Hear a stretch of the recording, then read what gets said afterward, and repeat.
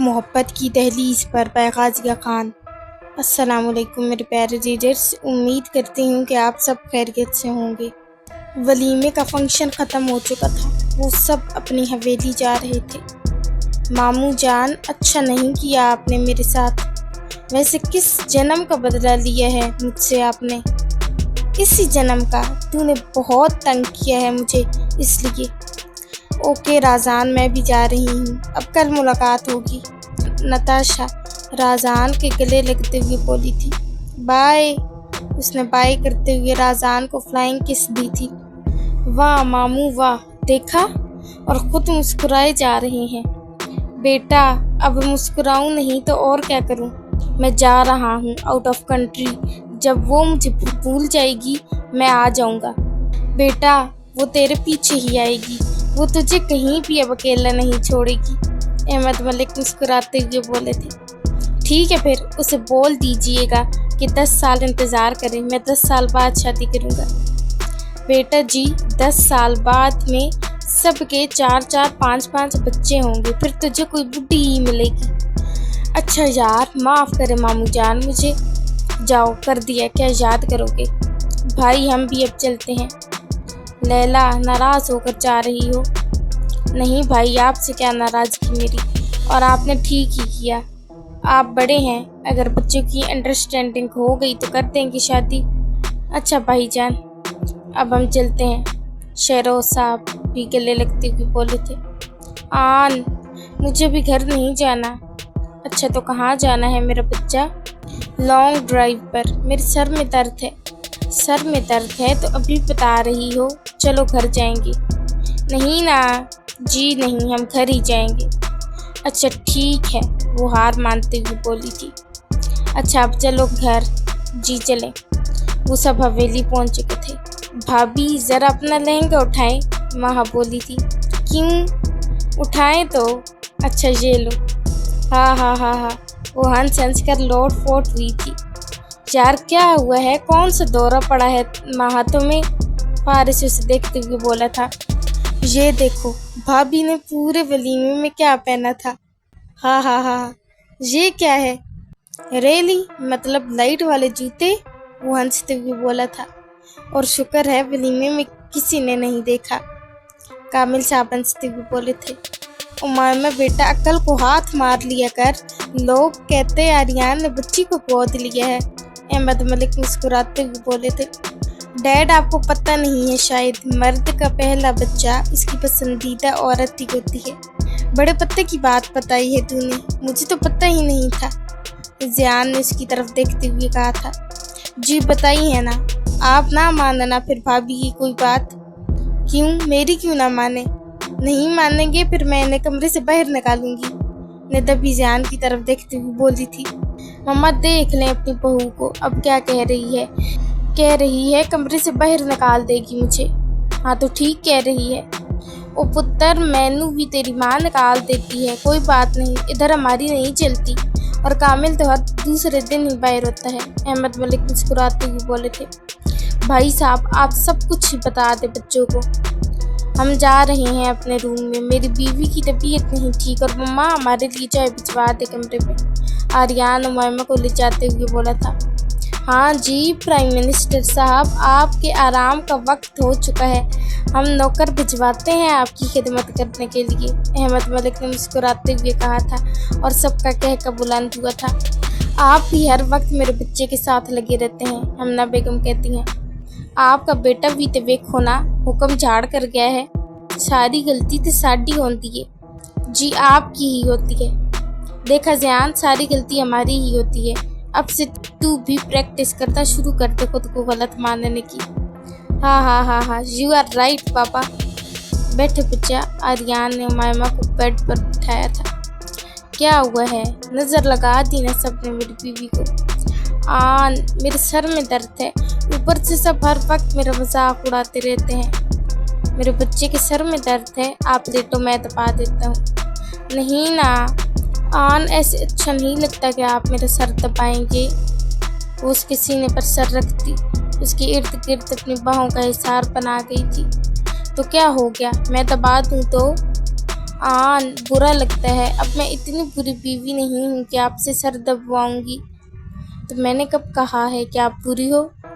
अच्छा ना, मुझे सोना है तो मैं यहीं सोऊंगी, आप लेट जाओ ना, मुझे आपके पास ही सुकून मिलता है। वो उसके सीने पर सर रखे आंखें मूंद गई थी। इतनी प्यारी बातें कहाँ से लाती हो जिससे मैं अपना आप खो दूँ? आन, मैं आज यहीं सोऊंगी। ठीक है फिर, मुझे सारी रात बर्दाश्त कर लोगी? मैं आपकी जान ले लूँगी। उस वक्त आप मेरी जान नहीं ले सकती क्योंकि उस वक्त आप में बोलने की भी हिम्मत नहीं होती, वो मुस्कुराते हुए बोला था। आन, वो अब रोने वाली हुई थी। अच्छा बच्चा, कुछ नहीं कहता, आप तो बात बात पर मुझे जालिम बना देना और खुद रोने वाली हो जाती हो। वैसे भी आपको यूनिवर्सिटी भी ज्वाइन करनी है क्या? उमैमा ने झट से आंखें खोले आर्यन को सर उठाए देखा था। हाँ, यूनिवर्सिटी जाओगी आप? किसने कहा है मैं नहीं जाऊंगी? क्या मतलब नहीं जाओगी? बस मुझसे नहीं पढ़ाई होती और जी नहीं, मैं खुद छोड़ कर आऊँगा आपको। मैं नहीं जाऊंगी ना, बस कह दिया। सब क्या कहेंगे कि मेरी बीवी की पढ़ाई से नहीं लगती। हाँ तो आप ही को जल्दी थी शादी करने की, मैं कहीं भागी तो नहीं जा रही थी, और ऊपर से जो मुझे किडनैप करके निकाह किया था उसका क्या? अब ये बात कहाँ से आ गई बीच में? बात यूनिवर्सिटी की हो रही थी। जी नहीं, मुझे अब जवाब चाहिए, पहले बताएं मुझे किडनैप करके क्यों निकाह किया था? बताऊं सबको? यार, बात बात पर धमकियाँ क्यों देती हो? और मियाँ बीवी की बातें सबको बताने से गुनाह मिलता है। अच्छा जी, तो आपको कौन से नफलों का सवाब मिला था मुझे किडनैप करके निकाह करते हुए? बताएं, जल्दी करें।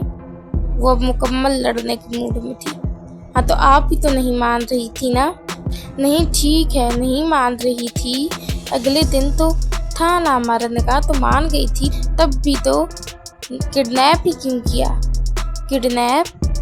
हमना बेगम जो चाय देने आई थी वो वापस भागी थी दरवाजे से ही ये सुनते ही।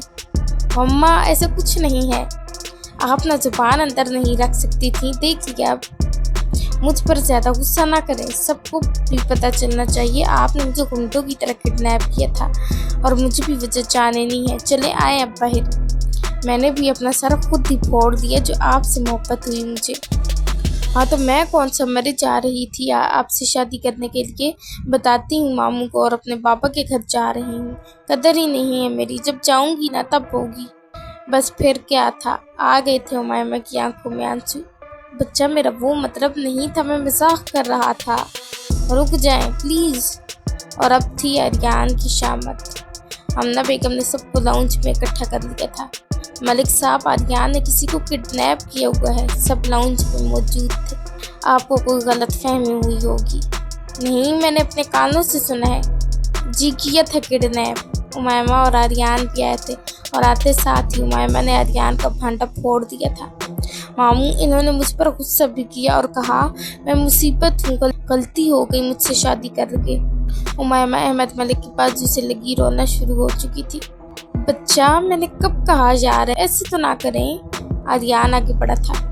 पीछे रह, पहले ये बता किसको किडनैप किया है तूने? ज़ियान आर्यन के सामने आया था। ओ भाई यार, किसी को नहीं किया था, मजाक कर रही हैं ये। मामू जान, इन्होंने मुझे ना किडनैप किया था शादी से पहले और मुझसे ज़बरदस्ती गन पॉइंट पर निकाह किया था। मैं ना रोई भी थी। उमैमा रोते हुए बोली थी। क्या? अहमद मलिक और बाकी सबको शौक लगा था और यहाँ आर्यन की हवाइयाँ उड़ी थी। आर्यन क्या कह रही है उमैमा? ज़ियान गुस्से से बोला था और आर्यन एक कदम पीछे को हटा था और हमना बेगम ने अपना जूता फेंका था जो आर्यन के मुंह पर लगते लगते रह गया था।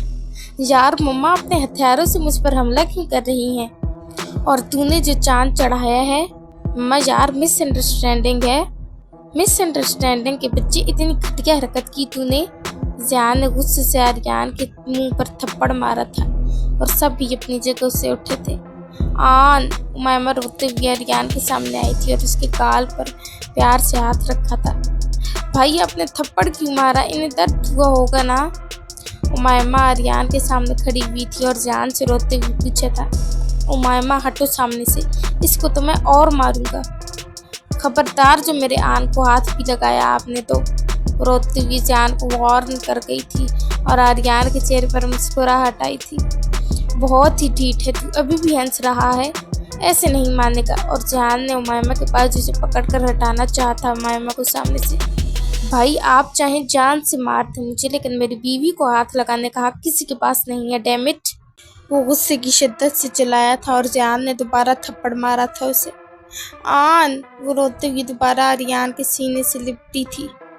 बस करे ना भाई, कितना मारेंगे मेरे आन को, आप मुझे मार लें, सारी गलती मेरी है। ज़ियान बस करो, हटो पीछे अब। अहमद मलिक ने ज़ियान को गुस्से से हटाया था। जो पूछना है पूछ लें, लेकिन मेरी बीवी की आंखों में आंसू मत लाएं। बताओ आर्यान, तुम ये सब कुछ क्यों किया तुमने? उमायमा हटो सामने से। नहीं, आप मारेंगे मेरे आन को, मैं नहीं हटूंगी। नहीं मारूंगा, हटो अब। वो आर्यान के सामने से हटी थी और उसके बाद जिसे लिपटी थी। आर्यान के लब थप्पड़ खा कर भी मुस्कुरा रहे थे, क्योंकि उसकी मासूम बीवी को ये कहाँ पता था कि जब वो सबको बताएगी तो आर्यान को मार ही पड़ेगी, और अब खुद ही बचा रही थी उसको सबसे। बताओ आर्यान, तुम सारी बात मुझे क्यों किया ऐसे? अहमद मलिक गुस्से से बोले थे। नहीं, आप दूर बैठे, फिर आन बोलेंगे, फिर मार गए मेरे आन को, फिर कितना मारा है, लाल कर दिए हैं गाल। वो मासूमियत से बोल गई थी। आर्यान बताओ तुम। नहीं मामू, आप पहले दूर बैठे, मुझे पता है आप मारेंगे इन्हें। अच्छा जी, दूर होता हूँ। अहमद मलिक दूर हुए थे। बाबा आप पीछे क्यों हो रहे हैं, लगाएं इसको दो और। ज़ियान तुम चुप करो, मैं आगे गया ना तो ना ये बताएगा ना मेरी भांजी बताने देगी। बताओ अब मुझे। नकली था निकाह वो। आर्यान मुझे सारी बात बताओ। अहमद मलिक फिर से गुस्से में आए थे। नकली निकाह किया था ताकि उमायमा डर कर मान जाए, और निकाह ख्वाह फरहान था। उमायमा को कुछ नहीं पता इस बारे में। आर्यान, अहमद मलिक एक बार फिर से चीखे थे और हाथ ही अभी उठाया था कि उमायमा ने सामने आते हुए आर्यान का चेहरा नीचे करके अपने सीने में छिपा लिया था। उमायमा छोड़ो मुझे। नहीं, मैं नहीं हटूंगी, वो आपको मारेंगे, वो रोते हुए बोली थी।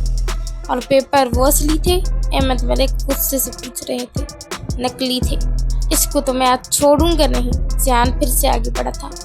अगर भैया आपने मेरे आन को कुछ भी कहा ना तो ज़ियान ने उसकी तरफ देखते हुए पूछा था। तो क्या? आर्यान ने भी हैरानगी से अपनी बीवी को देखा था, जिसने खुद ही शिकायत लगाई थी और अब खुद ही उसके लिए लड़ रही थी। तो मैं ना कभी आप सबसे बात नहीं करूंगी और चली जाऊंगी। अच्छा तो बेटा जी ये बताओ, अकेली जाओगी या इसको भी अपने साथ लेकर जाओगी? कामिल साहब का आर्यान की तरफ इशारा था। उमायमा ने चेहरा मोड़ कर आर्यान को देखा था। साथ लेकर जाऊंगी, अपना सामान जहाँ थोड़ी छोड़ कर जाऊंगी। आर्यान मुस्कुरा दिया था उसकी इतनी प्यारी बात पर। और इस गधे ने जो किया उसके बारे में क्या ख्याल है तुम्हारा? अहमद मलिक बोले थे। मेरे साथ किए हैं ना तो मेरा नाराज होना बनता है। आप क्यों मार रहे हैं मेरे शोहर को? क्योंकि ये मार के ही काबिल है, हमना बेगम ने कहा था। बेगम, थोड़ी देर पहले तो आप इसकी साइड ले रही थी, अहमद मलिक ने हमना बेगम से कहा था। तो मुझे क्या पता था ये क्या कारनामे सर अंजाम देता है। आर्यान, एक बार मुझे सब कुछ बता दो जो भी किया है तुमने। मैं बार बार तुम्हें नहीं मारना चाहता, आज एक दफ़ा ही, ताकि मार दूं तुम्हें। डैड, एक बात आपको पता चल गई मेरी, इसका ये मतलब नहीं है कि दुनिया में जो भी तबाही की है वो मैंने ही की है। मैं भी बताता हूँ तेरा गुस्सा बाबा को कि तूने क्या किया है। बताऊँ? ज़ियान भी बोला था। बताएं, कुछ रह गया है तो? आर्यान ने भी उसे देख के कहा था। मैं अकेले में बताऊंगा बाबा को, बच्चों के सामने नहीं। भाई, इधर बच्चा कौन है? हाँ, मेरा बच्चा तो है, बाकी कौन है? आर्यान का इशारा उमायमा की तरफ था। तुम्हारे अलावा सब बच्चे ही हैं। वाह भाई वाह, भिगो भिगो कर मार रहे हैं आज मुझे। दिल तो बहुत कर रहा है कि आज तेरी चमड़ी उधेड़ दूं, लेकिन क्या करूं, मजबूर हूँ। तो मैंने कौन सा मना किया है आपको? आए उतार ले मुझ पर गुस्सा। तेरी बीवी जो हट नहीं रही आगे से, तो कैसे मारूं तुझे? आर्यान के लबों पर दोबारा मुस्कुराहट बिखरी थी। और किसी को कुछ कहना है या मैं जाऊं अब? दफा हो जाओ मेरी नजरों के सामने से, अहमद मलिक गुस्से से बोले थे। Thanks dad. वो अपने कमरे की तरफ चल पड़ा था। उमायमा भी उसके पीछे चल पड़ी थी। बाकी सब भी अपने कमरों में चले गए थे। कमीना पता नहीं और क्या क्या करता है। मुझे तो लगता है अब रोज ही इसका कोई नया कारनामा हमारे सामने आएगा। ज़ियान अपने कमरे में जाते ही बोला था। तो उमायमा ने भी तो साथ दिया है ना उनका, वो सामने ना होती तो बहुत मारता उसे मैं। वैसे उन्होंने और क्या किया है जब आप कह रहे थे? निदा उसे देखते बोली थी। बेगम आप नहीं सुन सकती, ऐसे ना हो फिर सारी रात डर कर गुजारे, इसलिए रहने दे। तो क्या उन्होंने कुछ खौफनाक किया है? हाँ बहुत खौफनाक, कि एक पल को तो मैं भी डर गया था कि क्या वाकई ये आर्यन है। इसका मतलब हम लोग उनसे दूर रहें। अब ऐसे भी नहीं कहा मैंने, घर वालों के सामने तो वो नॉर्मल ही होता है, इसका मतलब वो एबनॉर्मल है। अरे बेगम आप सो जाओ, वरना सारी रात आप यही सोचती रहेंगी कि क्या किया है उसने। आर्यन आगे आगे चल रहा था और उमायमा रोते हुए पीछे चल रही थी। बेदहानी में वो टेबल के साथ टकराई थी। अभी वो गिरती कि आर्यन ने उसे अपनी बाहों में भरा था। ध्यान किधर है आपका, देख कर चलो। वो अपनी नजरें झुका गई थी। क्या हुआ, सर क्यों नहीं रखा मेरे कंधे पर? आर्यन संजीदगी से कह रहा था और उसने जल्दी से सर रख लिया था आर्यन के कंधे पर। वो कमरे में आया था और बेड पर बैठते ही उमायमा को अपनी गोद में बिठाया था। क्यों रो रही हो? उसने उमायमा की तरफ देखते हुए कहा था। I am sorry. किस लिए? उसने उमायमा के आंसू साफ करते हुए अपने लब बारी बारी उसकी दोनों आंखों पर रखे थे। मेरी वजह से सब आप पर गुस्सा हुए और आपको थप्पड़ भी मारे, आपको दर्द हुआ होगा ना? नहीं, मुझे थप्पड़ से दर्द नहीं हुआ, मुझे इस बात से दर्द हुआ कि तुम रो रही थी और मैंने तुम्हें कितनी बार बताया है कि इन आंखों में आंसू मैं नहीं देख सकता। वो उसके सीने पर सर रख उसकी गिरफ्तार तंग कर गई थी। तबीयत अब खराब है ना आपकी? नहीं, झूठ मत बोला करो मुझसे। थोड़ी सी। चलो कपड़े चेंज करके आओ। वो ब्लैक ट्राउजर शर्ट पहने नजरें झुकाए चलती हुई आई थी। जालिम लड़की, ऐसे करेगी तो बंदा जान से तो जाएगा ना, वो बड़बड़ाया था। चलो आ जाओ। आर्यन ने उसे बेड पर लेटाते उसका सर अपने सीने पर रखा था और उसके बालों में अपनी उंगलियां चलाई थी। आन, आप नाराज हैं मुझसे? नहीं, मैं क्यों हूँगा आपसे नाराज? मेरी वजह कुछ नहीं, बस सो जाओ, तबीयत खराब कर लेती हो अपनी। अब आवाज़ ना आए आपकी मुझे, वरना अच्छा नहीं होगा। और हर बात पर मत रोया कर। तो वो आपको मार रहे थे तो मैं क्या करती? तो थप्पड़ ही मारा था, खंजर थोड़ी मारा था जो रोई जा रही थी। हाँ, उसने आर्यन के लबों पर अपना हाथ रखा था। मेरा बच्चा सो जाओ। उसने उमायमा के माथे पर मोहब्बत पर लम्स छोड़ा था। I love you so much.